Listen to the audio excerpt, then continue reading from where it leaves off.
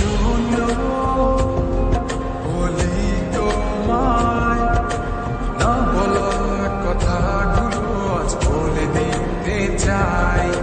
বলো কি বলতে চাও, সারাটি জীবন ধরে শুনে যেতে চাও।